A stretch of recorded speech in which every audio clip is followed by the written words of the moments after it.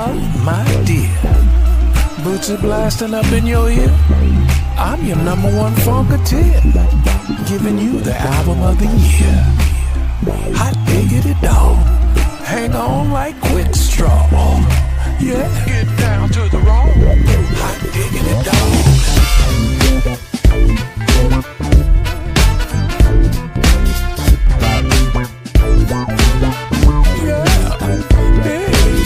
It's our constitutional duty to uplift our natural beauty. Don't you really want it? Gonna go together with this. With your legs moving all around to make it. You're giving what you got, you gave it. Now you get your chance to take it. You a winner in your own disguise. Never did you compromise. Well, calm down, don't get upset. Say what? All you need is just a little respect.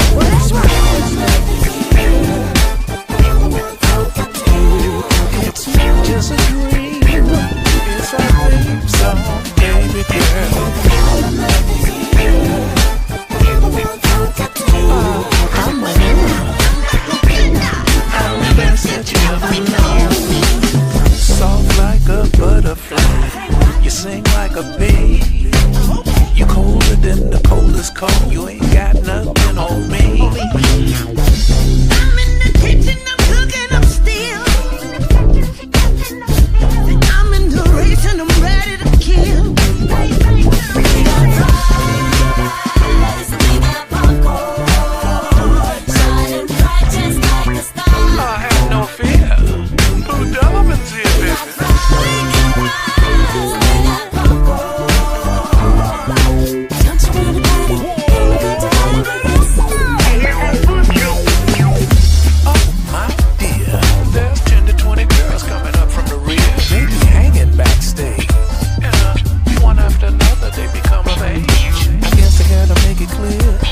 This is my album of the year. And if you want to be the number one funketeer, just put it on the one and bring up the real.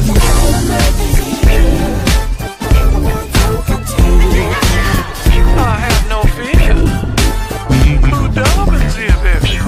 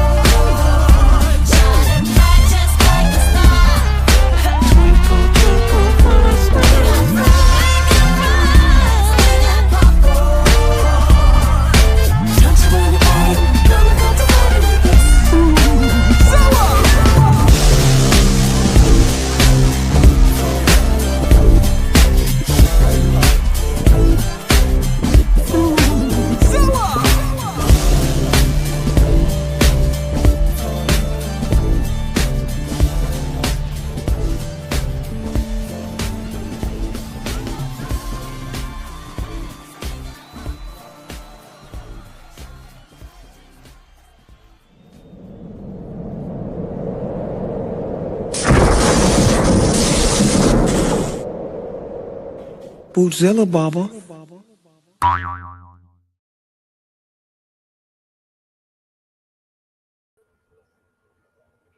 What's up? What's up? What's up? All my true funk soldiers, club funketeers around the world.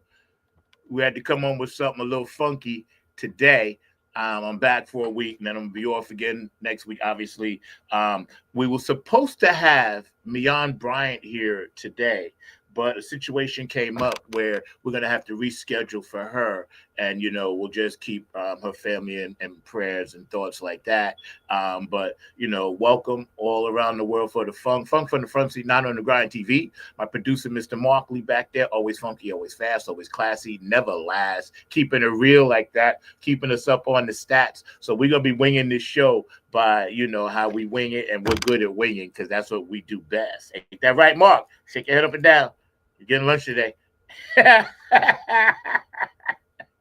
So anyway, a lot's been going on. First of all, condolences to the Mills family, Robertson family, which is my family, and the loss of our nephew. So, we're going to light some sage for him, Patrick. And if you look real closely up top there in the corner, you can see one of his art pieces that Mark was gracious enough to put up there for us today. So obviously you guys might have heard about that, but we appreciate your thoughts and prayers, and we want to thank you for everything, all the nice things that people have said. So that's kind of cool, right?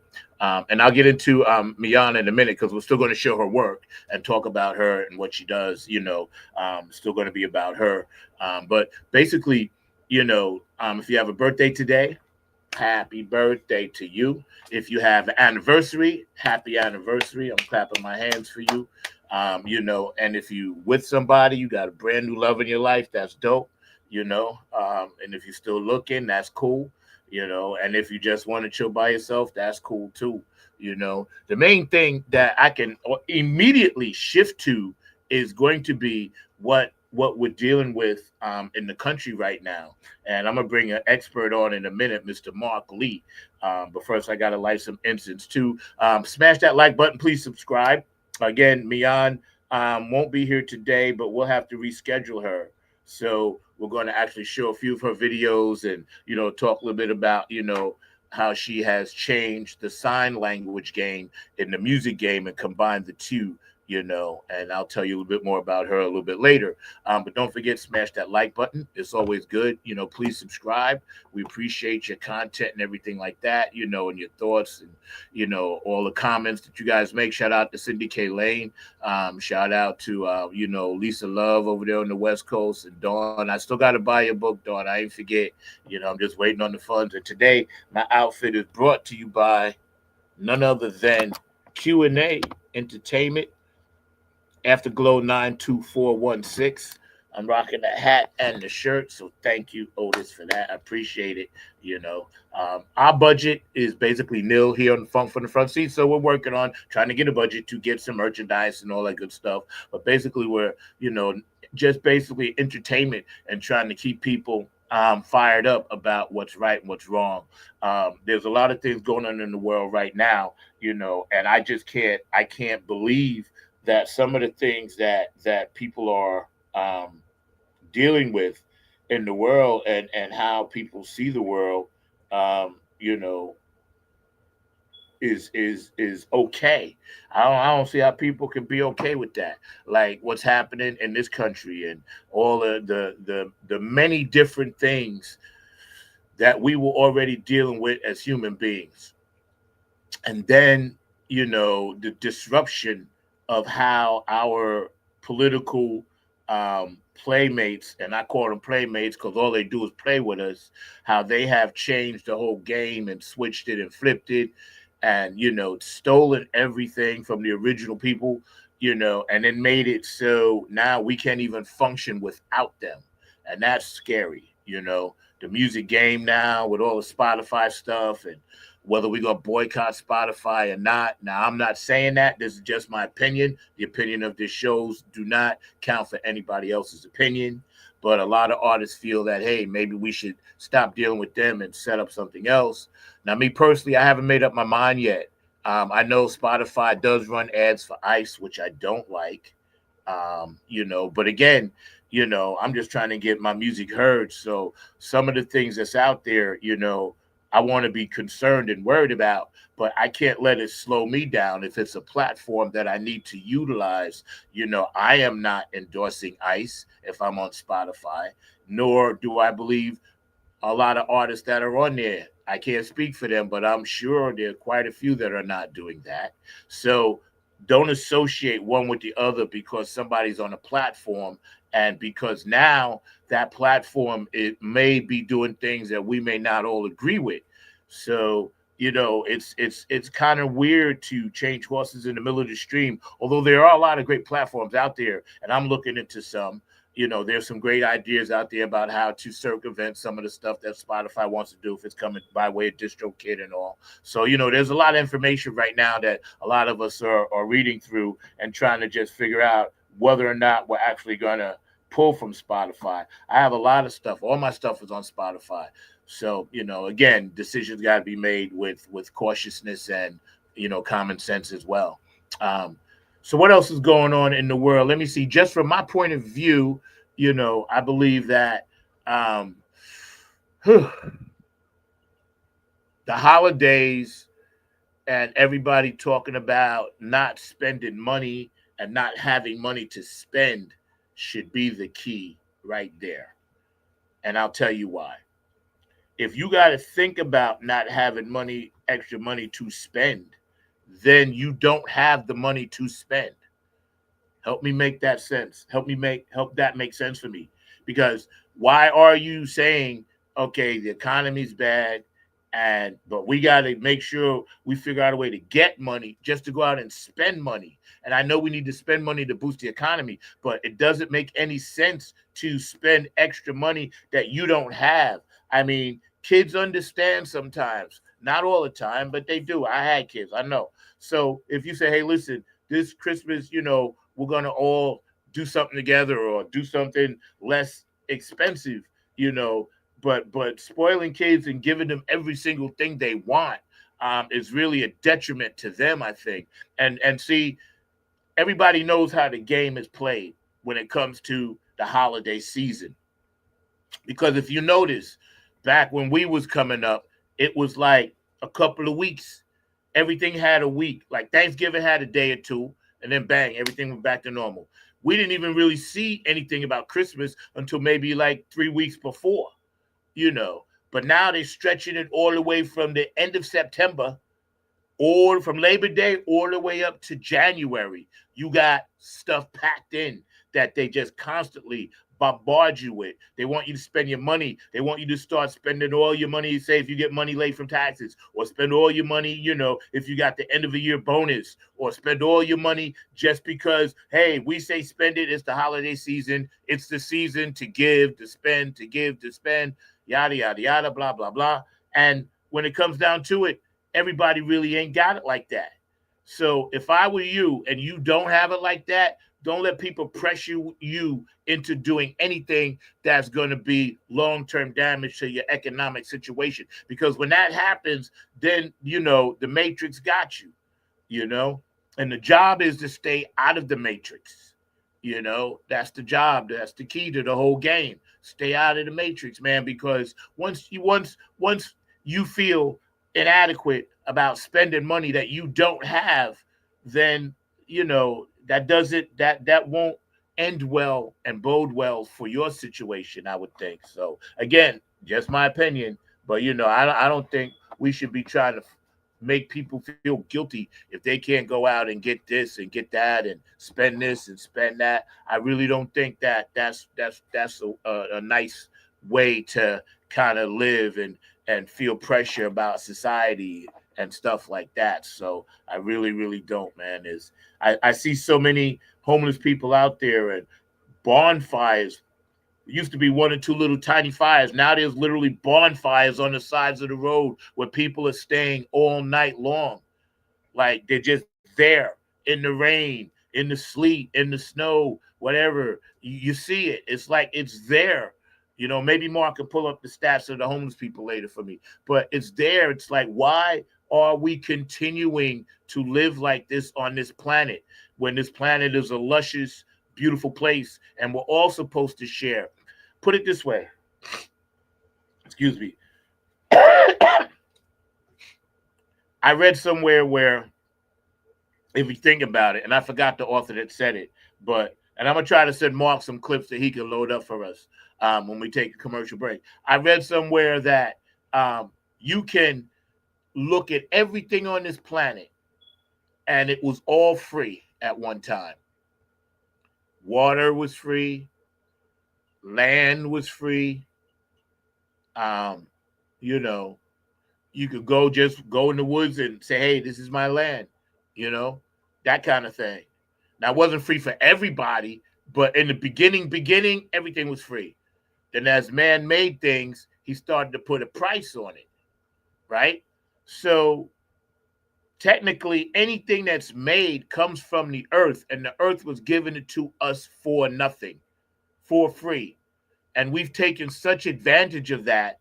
We've actually ruined ourselves by being greedy when it comes to money, because money is just a tool. We need it. Those that have it, they may think they live lavishly and better, and they probably do. They probably do. But at the same time, it's like we should not feel any less than because we don't have it like that.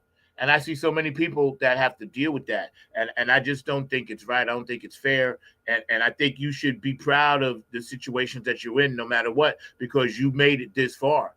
And it's hard to make it. The harder they make it to be out here making it, the more pride you should have in yourself, because you overcoming every single thing that they're throwing at you. Bang, you overcome it. Bang, you overcame that. Well, bang, you overcame COVID. Well, bang, now we in this dude for the second time. He's wreaking havoc. So, and the Dems are no better because they're doing stupid stuff too. Doesn't make any sense, some of the things that they do. Hillary Clinton out there, this and that. Now, I don't know. I never did understand Israel, Palestine, and all of that. I didn't get into that. I never got into that because I got enough problems of my own here in America. So when somebody explains that to me, which they have, I kindly shake my head and respect everybody's opinion about it, because I don't know. I can't say I don't care, but I really don't care, because there's so many things right here that I'm looking at day to day that are pressing issues. You know what I mean? And I know genocide and kids are getting killed. I don't want that to happen to anybody, but at the same time, I don't have my fingers on those buttons to stop it. If I did, I wouldn't press them. I would simply say, okay, we ain't having no more war. No way on the planet. If I had my way and I was, the creator, I'd be like, yo, there's gonna be no more war. I just stop it. But this whole free will thing, which I question as well, I just don't see why man has to continue to kill.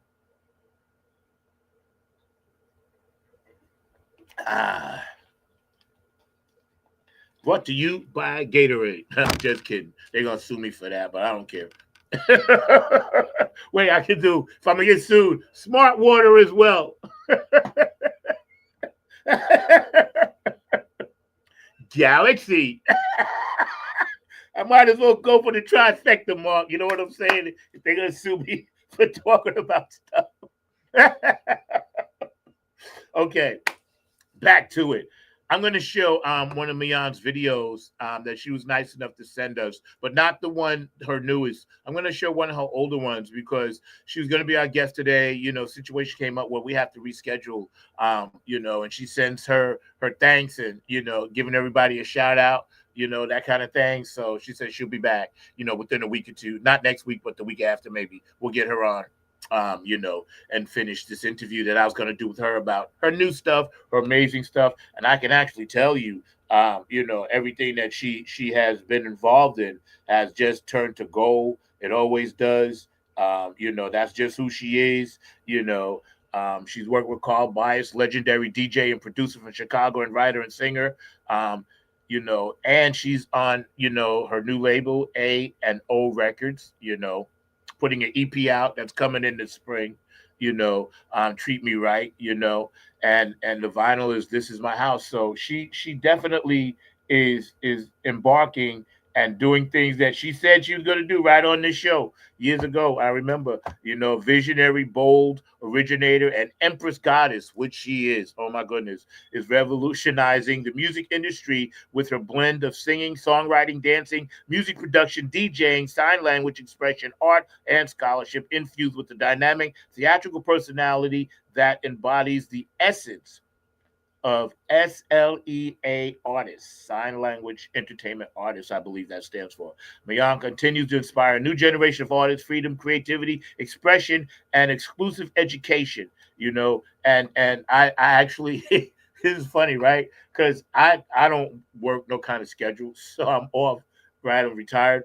So I just call people. I realized some people still working, but I knew she was in a class because I wanted to hear the kids because she always picks up. It's like, yeah, I'm here, and I can hear the kids in the back. But that's the kind of beautiful spirit she is because she lets me get through, and I feel special. While she's working, and she'll talk to me for a hot second. So, Miyan, I love you for that, man. I'll see you in a couple of weeks. That's all good. But just what she's doing, I haven't seen many people do this. And I just think it's beautiful. So check out one of her vids right here, man. Check this out. Is this the right one, Mark? I Am Energy, right? No, the other one, the gold one. The gold one you said, right? The Mint 613, right? Gotcha, bro. Check this.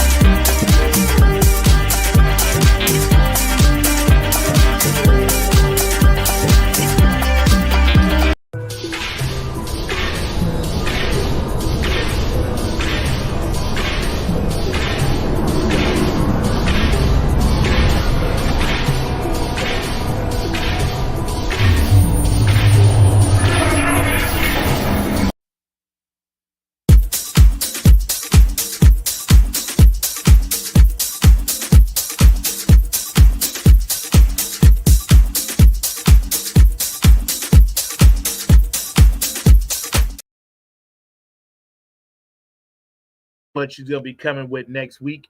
Or I'm sorry, the week after that, maybe. And we'll get her back on. But her music and what she does, in the classroom and what she teaches, and her, being a signed artist to a label, kudos. So, we just want to make sure we acknowledge her, and we understand that things happen. So we're going to keep the show moving, because I can definitely swing it into another direction and stuff that I've been dying to talk about. I'm going to leave her information at the bottom just so you guys can continue to check it out. And please subscribe, go back and watch this show later to your heart's content. We'll be right here each and every Saturday, 12 p.m. Eastern Standard Time, 9 a.m. Pacific Standard Time. Funk from the front seat, 9 on the Grind TV.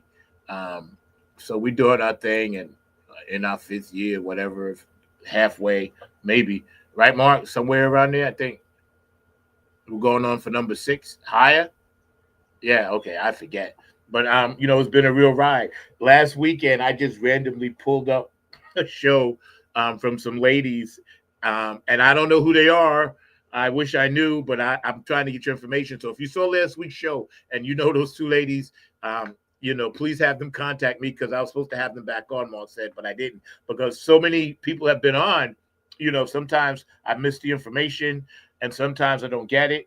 So, I'm hoping that, they forgive me for that. And I'm hoping I see them again, because it was like 3 years ago, maybe even longer. So I'll send some positive inspiration to our ancestors, and maybe they can contact us over here. Funk from the front seat, 9 on the Grind TV. It's the holiday season, but don't let the season be the reason you go broke. That's not what it's for. There are a lot of different religious aspects to it. Some I subscribe to, some I don't. I was laying in bed last night thinking, like, there are so many things that happen. We're all one anyway. We come from the one, the power of the one, the ultimate light, So I was like, why do we get hung up and caught up on so many things, excuse me, that we really can't control, And I think that's very, very important.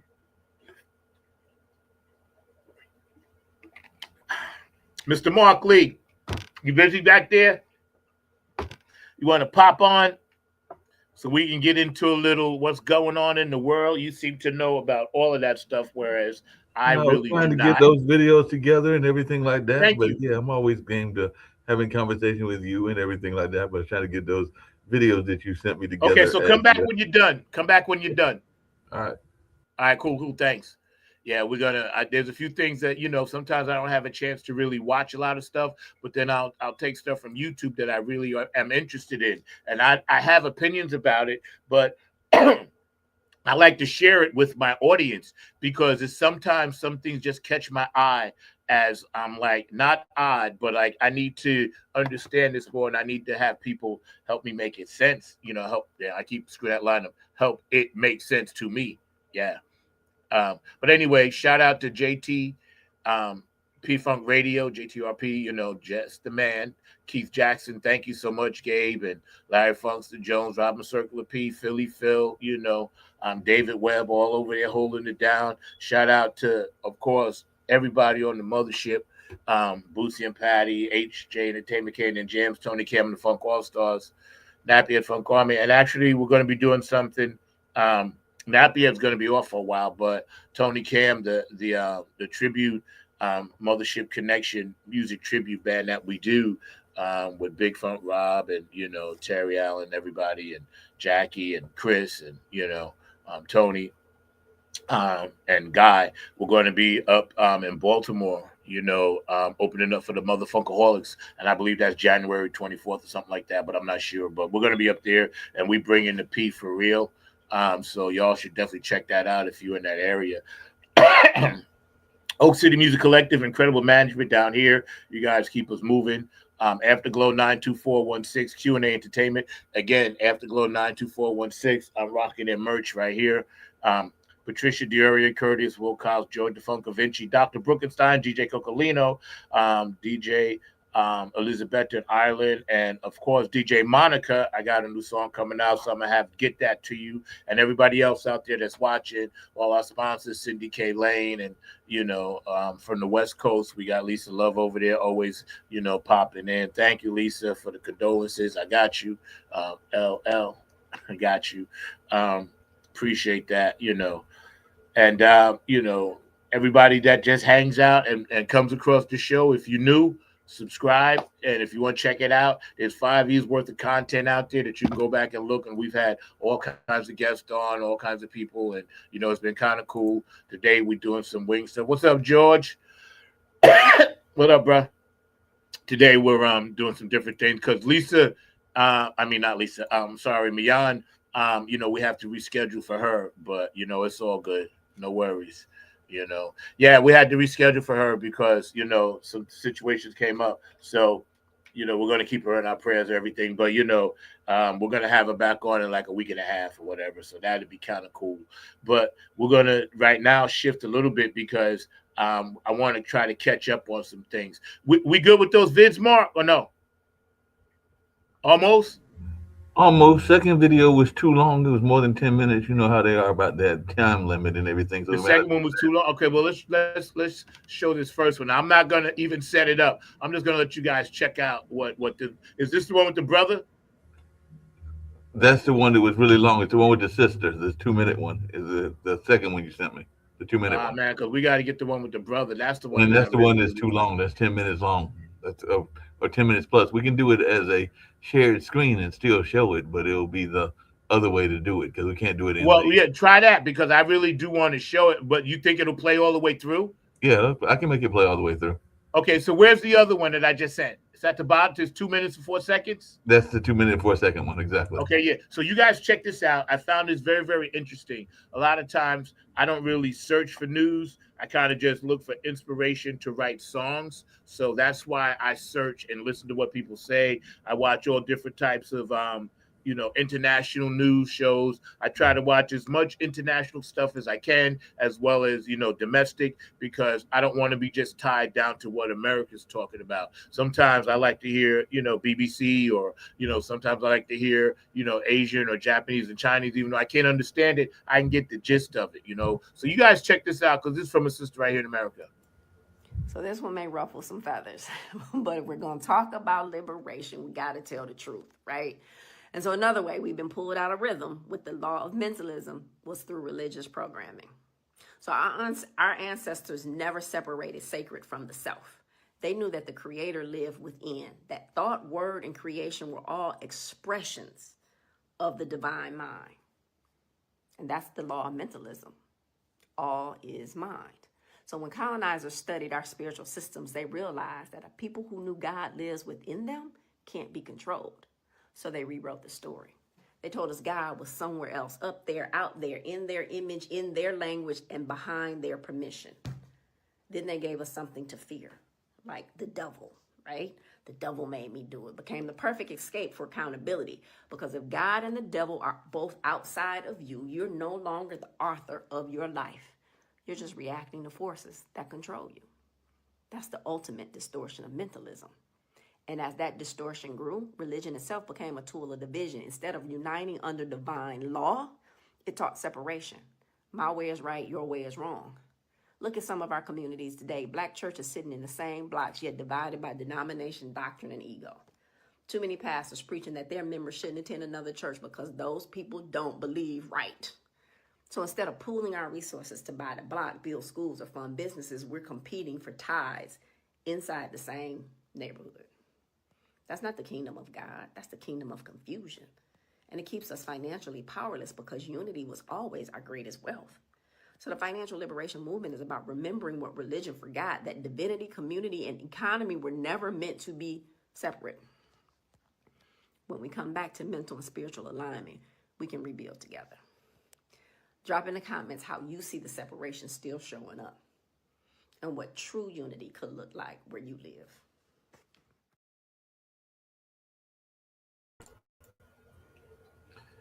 Yeah, that was deep. That's one of my biggest problems. Yeah, that's one of my biggest problems with religion is I think that they get too caught up in the egos and in the kind of like the profile of the preacher or the people that are in leadership. And as I've said on this show a couple of times, I'm not a big fan of the my way or the highway kind of religion that some people practice and everything like that. But like I said, I mean, I understand it from a religious standpoint, but I personally think, and like I said, I'm not in a rush to find out that the God that I know is one that is supportive of all people.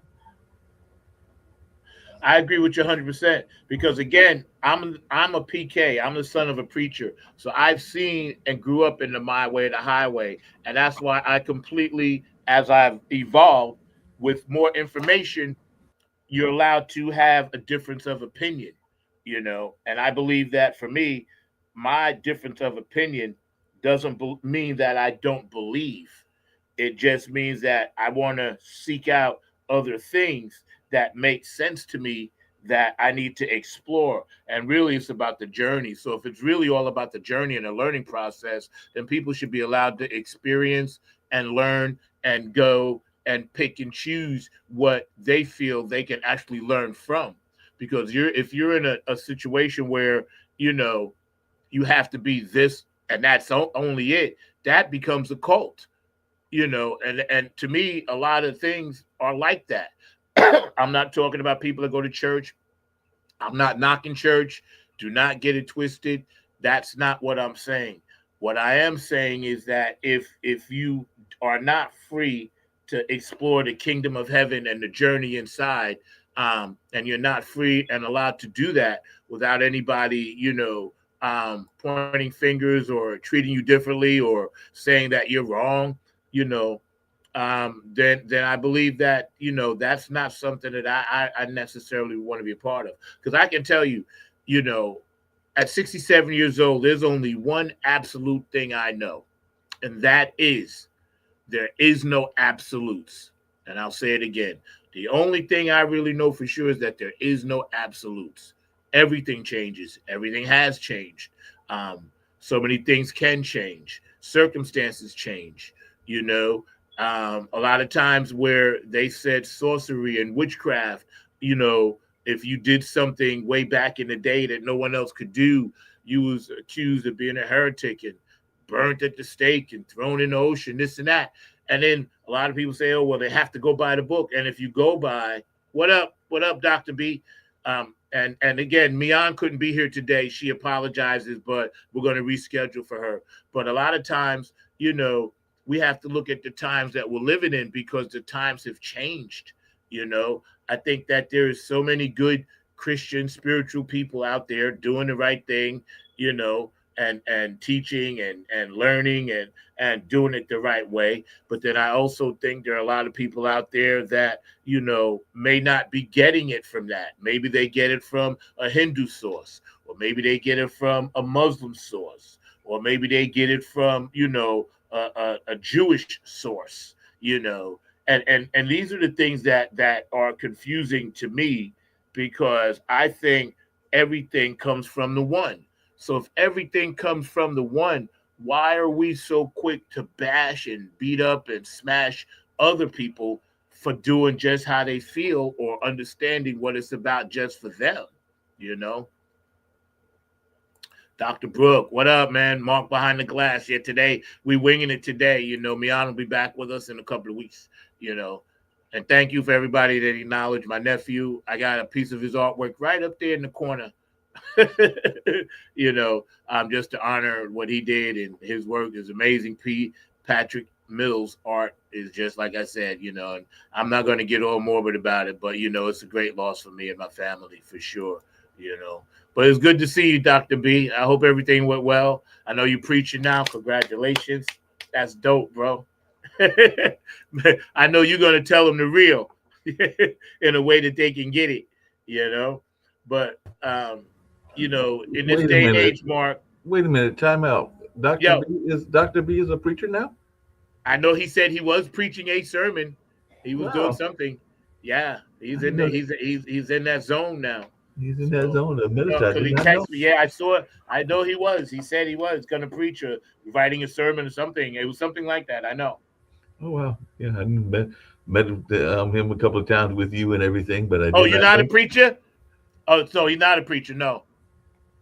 Said he's not a preacher. Okay. Deacon, Deacon. but preached the service. See, I Yeah. knew he preached the service. Thank you for clearing that up. And deacons will do that sometimes because we got a church here, and I know the deacon at the church that meets here at the center they've preached a couple times. So I know deacons will sometimes preach because they're part of the leadership. They are, but I know David could be a preacher if he wanted to be. Yes. So Yeah. I know That's that. whole thing about that divine calling. Maybe he hasn't got it yet because I know sometimes preachers say they have to get that divine calling. But in a lot of ways, a lot of us are preachers, just like a lot of us are mentors, even though we might not have those titles and everything like that. Because even sometimes on shows that I've done, I will sometimes say that I'm doing a message of positivity or trying to encourage positivity, that whole empath thing that you talk about a lot. So sometimes you are mentoring or even preaching without necessarily having the title. So the title. I agree with that. I agree with that 100%.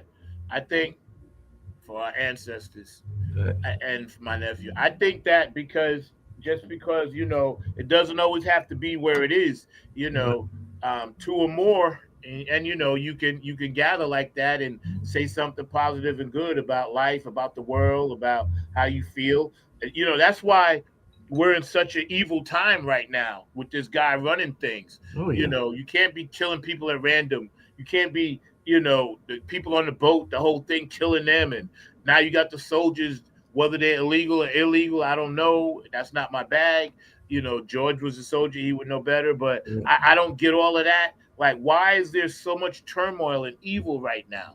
It just doesn't make any sense. Like, we need to figure out how we can all be one thing. You said that. We need to figure out how we can be one thing.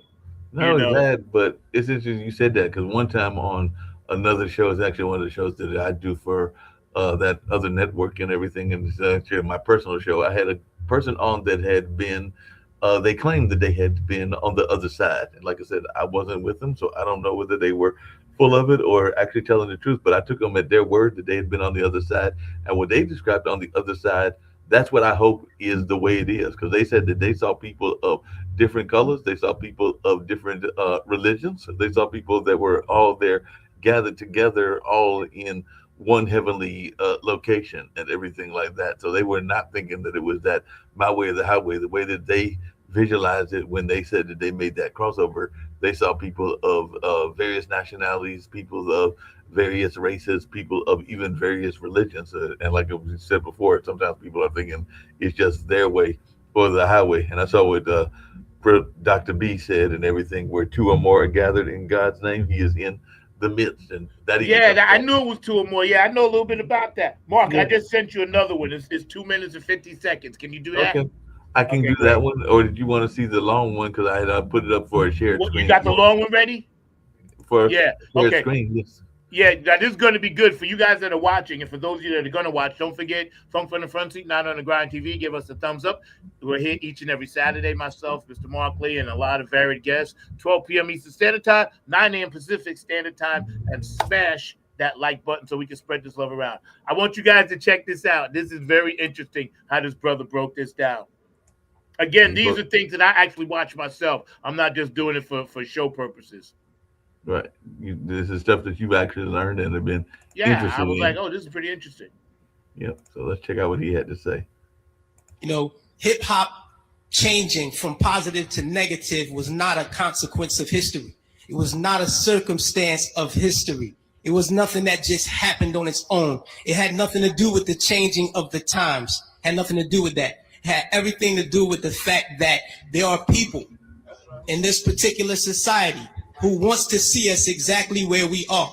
And we cannot let that point elude us. These are the facts. How do we know? 1967, Kerner Commission report on urban disorder. When black people said, yo, we're tired of this system. You know what I mean? This system is oppressing us. So we rebelled against the system. We burned things. We said, yo, we had enough. He did his little report on what caused these riots. He said, what caused these riots? He said it was young children who started these riots. And what was motivating them was a high self-esteem and an enhanced racial pride. He said the majority of the rioters were high school dropouts. but they had a higher political orientation than their peers who did not drop out. And they saw the system as their enemy, so they attacked it in the right circumstance. So fast forward to 1992. Same thing. #1 record on the radio, we had Fight the Power. Fight the Power is on the radio. Rodney King is beaten before the world. The black youth rebelled against the system. Again, they did it again. And why? What primed them? Positive hip hop. Primed them. Fight the Power, X-Clan, Brand Nubian. You had these groups out here who were pushing, who were politically orienting black kids in the right direction, giving them the proper prompters that they needed so that they can respond properly to oppression. All right? In 1967, when the riots happened, he saw that the self-esteem and the racial pride was fueling this. So he said, how do I bring that down so that they will not riot? And what he did, he flooded the airways with black exploitation movies. Nigga Charlie and the Return of Nigga Charlie. These were movies. Hip hop didn't start calling people niggas. We had Shaft. We had Coffee. Black girl turned prostitute to do whatever. You know what I mean? But these black exploitation movies brought down the self-esteem and the racial pride so that the kids will not rebel against the system of oppression. 92, the racial pride was back in effect. We had black kids going to Dr. Ben Yuckinen lectures. We were spending our money to go see Farrakhan speak as opposed to going to a strip club. This is where we were. The most coveted article of clothing was a historically black college or university sweater. We were motivating children towards positive attitudes and lifestyles. And when Rodney King got the beating, heads responded properly.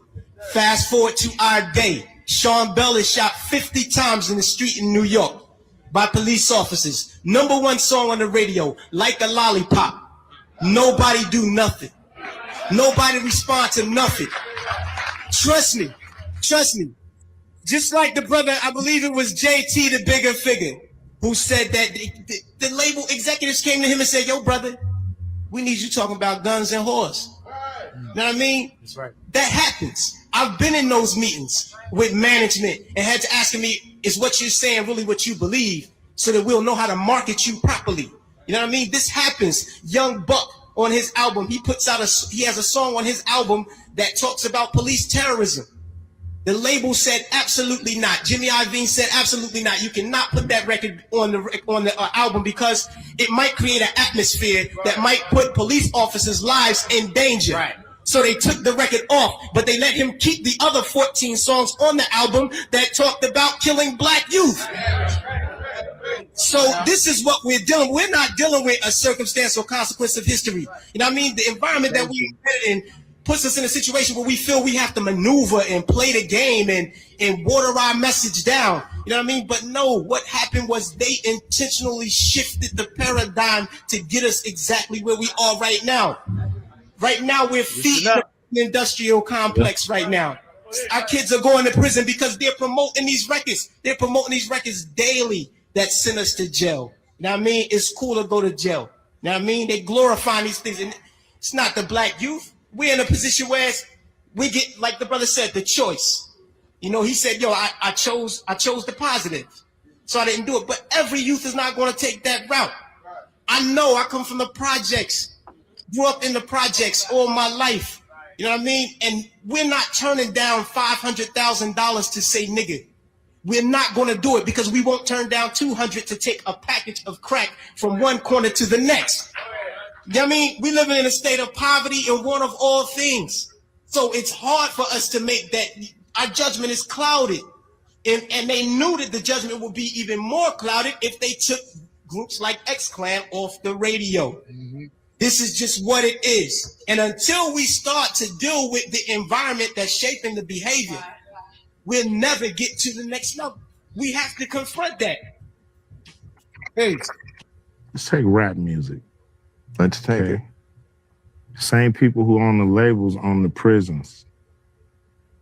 So Literally Listen the to same people. this. literally the same people who own the labels own private prisons.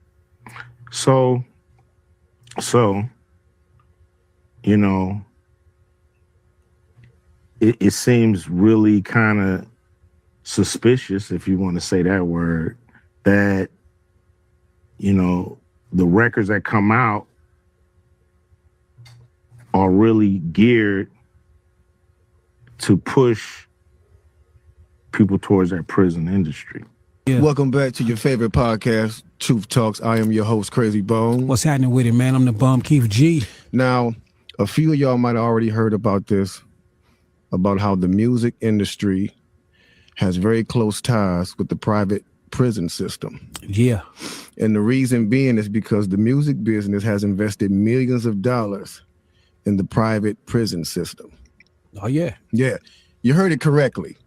Again, the music business and the entertainment business in general, meaning people who control the media, the music industry, and also publication, private prisons. Yeah, magazines, all that.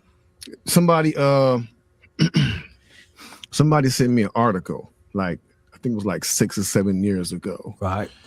And I read this article, bro, and I was like absolutely shocked, very shocked. Talk to us. In fact, I want to read this letter. I mean, this article. It's actually a letter that was written by somebody that was a decision maker at a major label. Shot caller. And he said, you know, he was invited to a very special meeting about the future of hip hop back in 1991. Okay. And the title of the letter is The Secret Meeting That Changed Rap Music and Destroyed a Generation. Damn. So it says, hello. After more than 20 years, I finally decided to tell the world what I witnessed in 1991, which I believe was one of the biggest turning points in popular music and ultimately American society. I have struggled for a long time weighing the pros and cons of making my story public, as I was reluctant to implicate the individuals who were present that day. So I've simply decided to leave out the names and all the details that may risk my personal well-being and that of those who were, like me, dragged into something they weren't ready for. Between the late 80s and early 90s, I was what you may call a decision maker with one of the more established companies in the music industry. I came to Europe in the early 80s and quickly established myself in the business.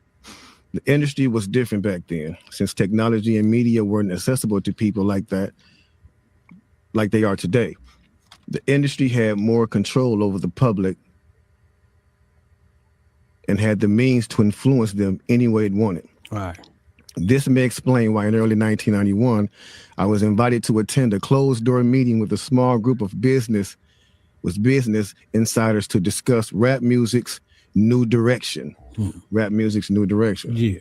Little did I know we would be asked to participate in one of the most unethical and destructive business practices ever seen. Crazy. So this was the meeting. The meeting was held at a private residence on the outskirts of Los Angeles. I remember about 25 to 30 people were being there. Right. Most of them familiar faces. Speaking of those I knew, we joked about the theme of the meeting, as many of us did not care for rap and failed to see the purpose of being invited to a private meeting to discuss the future of hip hop. Talk to them. Among the attendees was a small group of unfamiliar faces who stayed to themselves and made no attempt to socialize beyond their circle. Based on their behavior and formal appearances, they didn't seem to be from our industry. Our casual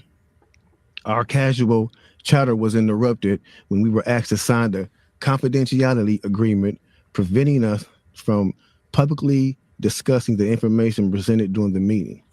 Needless to say, this intrigued, in some cases, disturbed many of us. The agreement was only a page long, but very clear on matters and consequences, which stated that violating the terms would result in job termination immediately. We asked several people what this meeting was about and the reason for such secrecy, but could not find anyone who had the answers for us. A few people refused to sign and walked out. Nobody stopped them. I was tempted to follow, but but curiosity got the best of me. That's right. A man who was part of the unfamiliar group collected all the agreements from us. Quickly after this meeting began, one of the industry colleagues, who shall remain nameless like everybody else, thanked us for attending. He then gave the floor to a man who only introduced himself by first name and gave no other details about his personal background. I think he was the owner of the residence, but that was never confirmed. He briefly praised all of us for the success we had achieved in our industries and congratulated us for being selected as part of this small group of decision makers. At this point, I began to feel slightly uncomfortable and the strangeness of this gathering. Yeah. The subject quickly changed as the speaker went on to tell us that the respective companies we represented had invested in a very profitable industry, which could become even more rewarding with our active involvement. Damn. He explained that the companies we worked for had invested millions into the building of privately owned prisons, and that our positions of influence in the music industry would actually impact the profitability of these investments. Really? Then he says, I remember many of us in the group immediately looking at each other in awe and confusion. At the same time, I didn't know what a private prison was, but I wasn't the only one. Sure enough, someone asked what these prisons were and what any of this had to do with music. We were told that these prisons were built by privately owned companies who received funding from the government based on the number of inmates. The more inmates, the more the government would pay these prisons. It was also made clear to us that since these prisons are privately owned, as they become publicly traded, we'd be able to buy shares. Most of us were taken back by this. Again, a couple of people asked what this had to do with us. At this point, my industry colleague who had first opened the meeting took the floor again and answered our questions. He told us that since our employees had become silent investors in this prison business, it was now in their interest to make sure that these prisons remain filled. Our job would be to help make this happen by making music which promote criminal behavior, rap being the music of choice.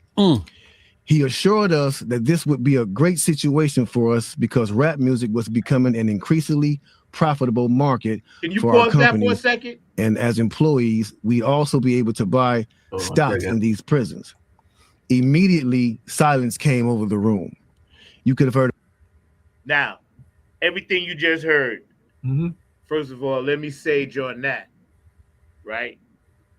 The reason why we're going to finish watching the rest of this, but I wanted you guys to see this, is because as an independent artist, in addition to all the hardships we have to deal with, we still have to overcome what they're talking about.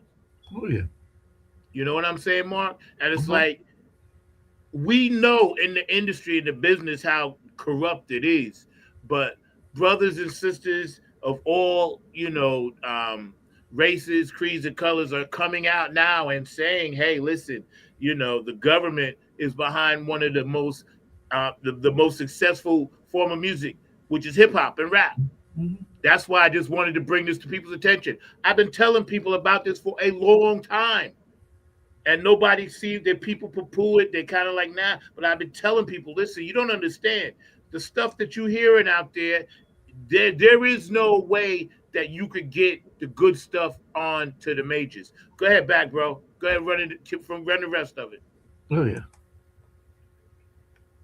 The pin drop. Deep, right? I remember looking around to make sure I wasn't dreaming and saw half of the people with dropped jaws. My daze was interrupted when someone shouted, "Is this a fucking joke?" At this point, things became chaotic. Right. Two of the men who were part of the unfamiliar group grabbed the man who shouted and attempted to remove him from the house.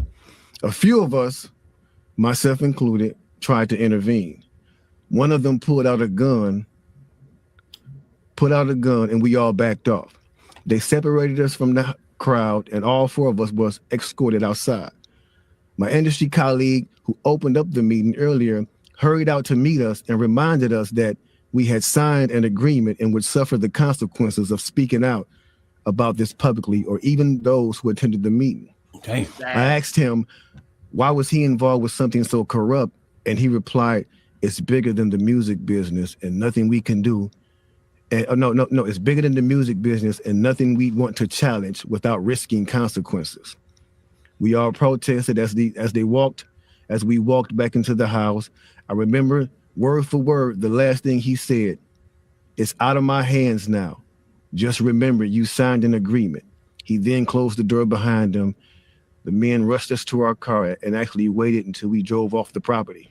Damn. After reading all this, it actually made me feel a few different ways. The first emotion I felt was shocked, because I was definitely taken back by this, just knowing the level of evil that's involved by even thinking of a plan like this. You know what I'm saying? The second emotion I felt was anger. Anger because it's not enough for them to exploit our culture and make all the money off of it. Mm-hmm. Because let's keep it real, the industry has never been favorable towards the artist. Never. But they're going to go beyond the artist to get the artist to influence and lure in the consumer, which they knew at the time were mainly minorities. Yep. In other words, keep promoting gangster rap so that the youngsters will be influenced by them, which in turn will incite them to want to act like them. And it's a very good chance they'll end up in their prison. Yeah. So they're getting paid twice. They're getting paid from the artists they signing, and then they're getting paid from the people that these artists influence that goes to prison trying to be like these artists. Yeah. So they making a killing. A killing. They're using the music business to promote their private prison business. Yeah. So us as the artists is the tool they use. Yep. Yeah. The music is the bait. Yep. And the young consumers are the prey. It's a cold game. Cold game, bro. Cold game. Then I felt sad. Sad because everything we seem to try to create, we always seem to give it away. We're always being tricked and deceived into believing that they have our best interests at hand when clearly they never have and they never will. So I directed a bunch of rappers, people like Gucci Mane, Snoop Dogg, Lil Yachty, the list goes on and on and on. Okay. I learned a lot of things, and I have left the industry largely over my political beliefs, but there is something I want to impart to people to hopefully, make some sort of change happen. So I have a challenge to rappers, and I know some of you still follow me. I know a bunch of the celebrity blogs still follow me from trying to get news from music videos and things like that. So here's the truth. The truth is this: a bunch of young black male rappers keep dying. You know who's not dying? Record executives. The record executives that push for them to continue to make songs and create a culture that is obsessed with death, drugs, and sex, period. The industry is obsessed with it, but those record executives, they're not dying because they don't push this culture on their own people, but they're encouraging you to push it on yours, and they're paying you handsomely to do it. The reality is, I know a lot of you are good people, you're family guys. You're not the image that you put out there to the world. Why? Why don't you be the example? Stand up. I challenge you. Be the example. Exactly. Make music about the culture you want to see. Don't just get online today and talk about how, whenever a rapper makes it, his own people take him down. Don't just make those videos. Don't be sad. Don't rest in peace. None of that stuff. Be the change you want to see. Inspire it in your community. Reach out to other rappers and say, we have to stop. We're being used. You've been used for a long time. They create this paradigm to make you believe that you're so important and your celebrity status is worth so much, but in truth, you're a pawn in their game and you always have been. The government has wanted to hold down communities of people in different ways through different methods for a very long time. Their method in the Black community has been to use entertainment to create a culture obsessed with death, drugs, sex, and money, so that they could create a false paradigm of what happiness and what success really was. And in doing so, they created a world that also made people more dependent on government, and as a result, gave themselves more power. The record executives that push you to do this, to go and continue to profit off the backs of your work, they're in cahoots with the elite. They're in cahoots with the government. They want you to think you're important, but in truth, you're just doing their dirty work for them. So stop. They've empowered you in ways that are real. You have an audience, you have platforms, you have the ability to make change. So go against the grain together. They're more afraid of you all together standing up and creating a new culture that's built around family, faith, freedom, doing the right thing, valuing life, than they are of anything else. So I challenge you, use your power to do the right things. If you continue to do the same thing you've done, more rappers like this are going to die. How many have to die before you change the culture? And let me tell you something else. There's a reason the record labels pay us more to do rap videos. They don't tell you that, do they? Do they tell you that they pay us more to do your videos? Because they do. They do it because they know it's more dangerous. They do it because they know it's more difficult. And they do it because, frankly, there's a lot of money laundering involved. Those labels wash a bunch of money through. We don't do it, but we know the labels are doing it 100%. Okay, they're then taking the money off the top end, and you see on your royalty check, oh, they spent $150,000 on this video. Did they? Because we didn't see $150,000. Okay, so where did the money go? And to who? Their friend's company? A lot of times that's the case. Same thing with insurance companies. They charge us more to insure your videos. And it's because they know the culture that's been created. They know that the only possibility of a music video being shot up is on a rap video. Yep. And that's the truth. So change the culture. You have the power. Your people deserve it. You know, hip hop changing from positive to negative was not a consequence of history. It was not a circumstance of history. It was nothing that just happened on its own. It had nothing to do with the changing of the times. It had nothing to do with that. It had everything to do with the fact that there are people. So I wanted you guys to see that. I know a lot of people will go back and watch and be like, yeah, why did he, switch from talking about spirituality and religion and then show this? Because the two are one and the same. I was trying to make a point about how evil is just taking over every aspect, and definitely very much so in the music game, which I'm a part of. And that really bothers me when I watch things like this. And it just doesn't apply to hip hop. It applies to pop, rock, funk. It applies to all of it across the board, because as long as somebody can take something and make money from it and do evil stuff with it, then it becomes something that, we shouldn't be involved in and shouldn't be a part of. And there was a lot of different aspects in that video that I'll talk about with Mark. You can pop back in, Mark, if you're ready, whatever. But I'm just curious because, like, what they were talking about, Mark, how did you feel about it?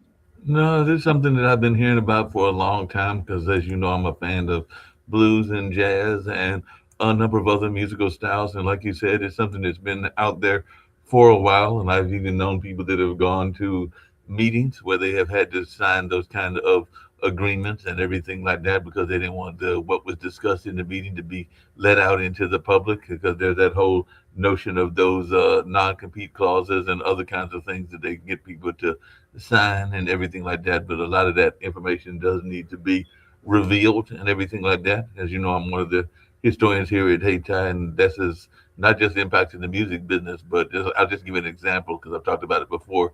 There's a reason that the highways go through our communities, and that was done by the government as well. So the government intentionally does things, whether it's through the music business or other things, to kind of disrupt what's going on in our world and everything. So they intentionally rammed the highways, and there was actually government documentation that they did this way back when to destroy what were prominent neighborhoods, not just the Black Wall Streets of Tulsa and Durham, but various other ones from here to California, from New York to Florida, and up and down the coast and east to west and everything like that. But you can even find documentation where the government basically said, we're doing this and we know we're doing this. So they will find ways to destroy society in their own right way. And it's not right, and it's not appreciated. I just put it that way. Yeah. You know, and I'm shout out to my dog Kev, man. I'm running stuff on the bottom. We're doing a little bit of everything today on this thread. Again, we apologize. Miyan Bryant will be with us in a couple of weeks. A situation came up, and we'll just keep her in our thoughts and prayers. So we'll be okay. She's okay, but we'll just keep praying, that everything is cool. We love you, Miyan. So, we can't wait to have you on the show because I was like, oh, I get to see you, hug you, say hi, do my sign stuff. But, Mark, what you're saying makes so much sense because if you take away the many businesses that minorities had, and then you replace them with urban blight through the drugs, through like what the brothers talk about, giving 1 in a million shots to videos so people come back. Now, I'm not saying every rapper is bad, and I'm not saying every hip hop is bad. I'm not saying that at all. But what I am saying is the people that control this stuff at the higher levels are being an independent artist, we have to stay aware of this stuff because, you may be tempted to go a route. And again, that route may look, like, hey, this is beautiful, but all it glitters is not gold. That's all I'm going to Hey, That's all, Zach, along those same lines, and I've had some friends of mine that were even me and my brother at one point. I don't even know that I told you this, but we managed a hip hop group way back when. It might have been in the when Malik was in school, so it might have been the '90s or the 2000s, or You were in a hip hop group? managed a hip hop group. We Oh, managed. you managed one? Managed a local hip hop group and everything. Me and my younger brother did, an only brother, but we managed one. I'm trying to think of their name and everything like that because it was years ago. But I do know that they were offered, and I know you probably gotten offers when you were younger as well. A lot of times, like you said, everything that is put in your face isn't always worth the what you got to do for it because they were offered Yeah. money and offered opportunities, but a lot of times you might have to uh, sell out your people, or even sometimes maybe you what some people would call sell your soul, and all along those lines. And I just wondered if you could share with our listeners maybe some of your experience, because I do know that there were uh, opportunities that people had to be bigger than they were, but but they had scruples, and they didn't want to do some of the things that people wanted them to do in the sense of what they wanted them to do in terms of the lyrics and things along those lines. Well, first of all, the light is bothering me behind your head, so Okay, sorry. that's freaking me out. Maybe you could tilt your computer a little bit. No, the other way. Yeah, that way. But now we can't really see your whole face. So right about there is good. Yeah, that's good. Half a head is good. So anyway, now see, I can't really mention stuff, but I do know I was involved in a situation once where people were offering me stuff, and I was trying to get the band to buy in, and it really wasn't cool. And it was around us, kind of like, and we ended up, just moving away from that situation within about. We worked with this person for about 5, 6 months.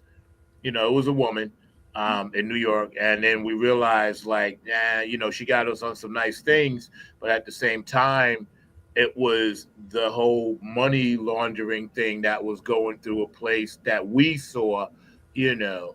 And it was, I can't mention no names because I don't want to get Yeah. sued, but let's just say one of the biggest pop stars of the 80s, we used to rehearse in their warehouse. Oh well. And some of our earlier videos from Nappy Head, the original stuff, was shot in that particular location. It was big. And when I tell you it was big, it not big, meaning warehouse was huge. There was a studio, there was like 2 or 3 studios in the warehouse, a television studio in the warehouse. But the person who owned it, that level of where we were was big. It was huge, you know. And again, this woman was one of the biggest pop stars um, in the 80s, and we had our manager who knew the people that she used to keep her equipment at. And our manager got us in there to shoot some video, and we were allowed to like mingle and see what was happening. And well, it was a lot going on. And eventually we ended up, through the grace of the Almighty, to circumvent ourselves from that situation because nothing good was going to come from it. You know, all the glitter was there, the glam, you know, who we were playing with, this, that, all of that was there, just like the brother said. But in the end, the long run, it was all about control. And I was not going to be controlled. So, you know, I was able to see, you know, with the help of Kev. And that's what I'm telling you, I was able to see exactly what it was. Yeah, that's what I mean. That's what I was telling you. You told me to tell you my experience. Right. So I was telling my experience while you was gone. No, But I appreciate it. so we ended up, you know, figuring it out. Yep. And I was listening to it and your experience, and I've known some people. By the way, I do remember the group that we managed. It was called Styles and Phases, and it was a gentleman. Actually, one of the gentlemen went on to have I can't see your face, bro. Huh? I can't see your face. Oh, I said the group was called Styles and Phases, and one of the guys was actually involved. That was it. That's it. Perfect. Okay. Yeah, so the group was called Styles and Phases that me and Malik managed. I think 1,000 Faces. Styles and Phases. One of the guys. They got any music out? We should pull it up. I'll see if I can pull it up because we did record some music up in Rocky Mount and stuff like that. So I'll see if I can find any of this stuff because it would have been like in the 90s and stuff like that. One of the guys went on to have a career in the blue industry, and I'll just leave it at that. In the what industry? The blues industry? The blue industry. I don't know what blue is. Think hustler. What? Think hustler. Hustler? Yeah. Oh, the pornography industry? One of the guys that was in the group. Just say that, bro. Stop giving me all this bullshit. Just say what it is. No, you know, I don't know a lot of words. I'm not from this planet. I'm like, blue industry. What the hell is that? Is he making the color blue? No. What the hell are you talking about? Just say the word. It's okay to say pornography. People know pornography exists, bro. Trust me. That's true. That's true. It's okay to say the word. Yep. Let's be real. The Matrix got you thinking some other shit. Just say what it is. Well, that's what he was in. He went. That's hilarious. That's a blooper. The blue industry. I'm like, what are you talking about? I figured it was something like that, but I was like, blue, what? You know. But yeah, what the brother's saying, I've experienced some of that, and then I've seen it.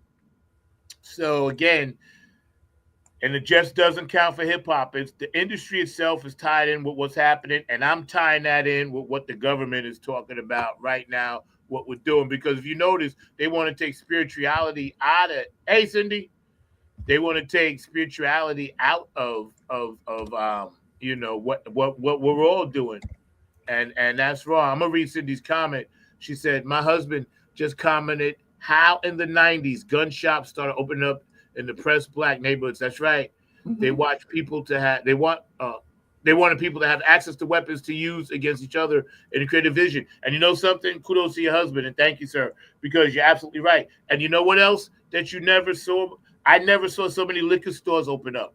And like you said, with the gun stores, then it was like, get as drunk as you want, then go buy a gun, then get pissed off at somebody and go shoot them. You know, and again, you know, we have a lot of people in this country that are, you know, not black, not Hispanic, not, you know, Latino, not minorities that really see this shit for what it is. And Cindy and her husband are two of them. So if that's the case, and we see that as it is, right, we can't always say, well, all people that are white are bad, because that's my theory. I don't like when people say that, because I know plenty of people from all nationalities, Native American, whatever, Chinese, Asian, Korean, you know, I'm young high say, yo, so they teach me their language. So they're not bad, but it's the governmental thing that keeps kind of like dividing us with all of this bullshit. And again, pay attention, because this is what's happening now.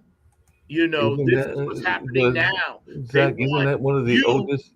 They want everybody to hate everybody. But isn't that one of the oldest strategies of the world? Divide and conquer. Right. That's that's been out there since Genghis Khan. Yeah.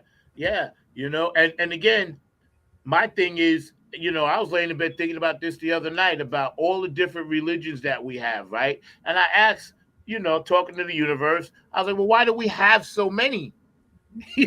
Right? That's my thing. I need somebody to explain to me. Maybe David Brooks, you could jump on, you're listening to this. Why do we need so many? And we're all trying to get to the same thing. Doesn't the Bible talk about that though? Because I don't know, because I read the Bible, but I never read it like it was No, but information to me. I I'm read it not. I'm because I not was saying forced onto me. I'm not saying in a positive sense, but isn't there a? It's either a proverb or a part of the Bible that talks about the Tower of Babel, and I thought that that's what it was about, with how they divided into all these multiple kinds of religions and everything like that. I thought that's what that was about. It could be, but again, see, there's so many different ways to look at it. The timelines are all skewed. Like they cut the noses off objects that are all around the world all the time. So, the original man here, the original woman there, Dr. Leakey found the bones in Africa was a black woman. So when we see all of this, right, and then we're trying to make it all make sense, right? You got interdimensional stuff happening. You got No, the hold on. spirituality. Hold on a second. I'm sorry because it had me wondering, because that's what I thought it was always about. But I'm not going to read the whole thing because it takes too long. But it says the Tower of Babel is a biblical story from the book of Genesis about humanity's attempt to build a tower that reaches the heavens to make a name for themselves. In the story, God, seeing humanity's shared language and ambitions, confuses their speech, causing them to stop construction and scatter across the earth. The narrative explains the origin of different languages and serves as a warning against human pride and overreaching ambition. So I always thought that it also in was why there are different religions as well. So maybe I misunderstood it, but I do think that it has to do with why there's all these different interpretations of why we're so divided. Yeah, well, that part I get. But what, like I said, even if we're divided by language, we should be united for the one common goal. Right. Now, here's where my thought process goes down this deep rabbit hole, because I'm an interdimensional time traveler, right? I'm very metaphysical. I'm very much into the world of that's not solid, but it has a different kind of. I have a different kind of mindset about science. We had another beautiful comment. I didn't see that. What was that comment? I want to make sure I see it. I believe that people want to take the Bible and twist it into what they want. Thus, you have, unfortunately, different versions of the truth. That's right, David. You're right. You're right.